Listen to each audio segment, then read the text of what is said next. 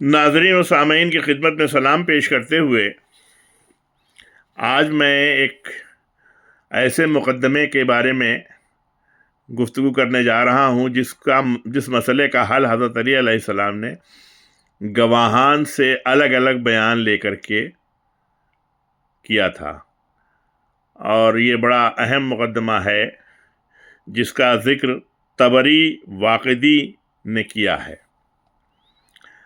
واقعہ یوں ہے کہ معاویہ بن حنظلہ ابن ابو سفیان نے عمیر بن وائل ثقفی کو مجبور کیا کہ تم جا کر حضرت علی سے کہو کہ میں نے 80 مثقال سونا رسول اللہ صلی اللہ علیہ وآلہ وسلم کے پاس امانت رکھا تھا، اور چونکہ وہ اب مکے سے رخصت ہو کر ہجرت کر چکے ہیں اور تم ہی ان کے وکیل ہو، لہٰذا وہ امانت مجھے واپس کرو۔ اور اگر حضرت علی گواہ طلب کریں تو ہم معززین قریش گواہی دینے کے لیے موجود ہیں۔ ان لوگوں نے عمیر بن وائل کو کچھ پیسے دیے انعام کے طور پر، اور اس نے آ کر حضرت علی علیہ السلام کے سامنے اپنا دعویٰ پیش کر دیا۔ آپ نے امانتوں کی جو فہرست تھی اس پر نظر ڈالی جو حضرت محمد صلی اللہ علیہ وآلہ وسلم نے مکے سے ہجرت کرتے وقت آپ کے حوالے کیا تھا۔ اس میں کہیں بھی عمیر بن وائل کا نام نہیں تھا۔ آپ نے عمیر کو بہت نصیحت کی، لیکن اس پر عمیر نے کہا کہ میرے پاس اس دعوے پر کئی ایک گواہ ہیں، یعنی ابو جہل، اکرمہ، عقبہ بن ابی معیط، ابو سفیان اور حنظلہ وغیرہ۔ امیر المومنین کو اندازہ ہو گیا کہ یہ بہت ہی زبردست سازش ہے، لہذا آپ نے گواہوں سے کہا کہ تم لوگ خانہ کعبہ میں چل کر بیٹھو۔ پھر عمیر کو بلا کر پوچھا، یہ بتاؤ کہ تم نے کس وقت رسول اللہ کے پاس امانت رکھوائی تھی؟ اس نے کہا چاشت کا وقت رہا ہوگا۔ آپ نے وہ امانت لے کر اپنے غلام کے حوالے کر دی۔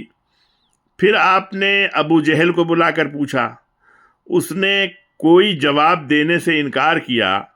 اس کے بعد آپ نے ابو سفیان کو بلایا اور پوچھا، اس نے کہا مغرب کے وقت یہ امانت حضور کو دی گئی تھی اور انہوں نے عمیر کے ہاتھ سے لے کر اپنی آستین میں رکھ لیا تھا۔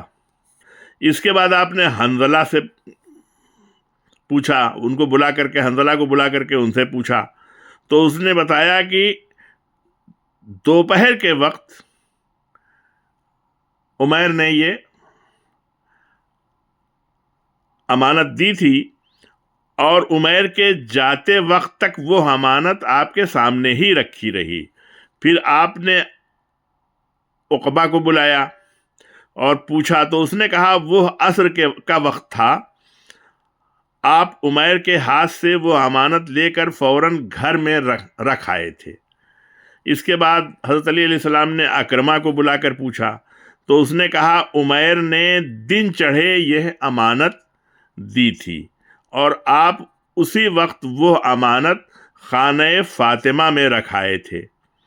پھر آپ نے عمیر سے کہا کہ میں دیکھ رہا ہوں کہ تمہارا چہرہ زرد ہو رہا ہے اور تمہاری حالت دگرگوں ہو گئی ہے۔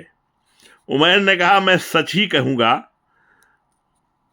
غدار شخص کبھی رستگار نہیں ہوتا۔ اس خانہ کعبہ کی قسم، میری کوئی امانت حضور کے پاس نہیں تھی۔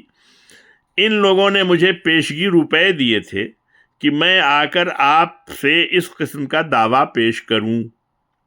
پھر اس طرح سے ان کا الگ الگ گواہوں کے بیانات لے کر کے اس سازش کا پردہ فاش کیا آپ نے، اور اس کے دعوے کو جھوٹا ثابت کر دیا۔ اسی طرح سے ہم اور بھی کچھ واقعات آپ کی خدمت میں پیش کرتے جائیں گے انشاءاللہ۔ یہ واقعہ ایک کتاب ہے قضائے جناب امیر المومنین، اس میں درج ہے، میں نے وہاں سے آپ کے سامنے پیش کیا ہے۔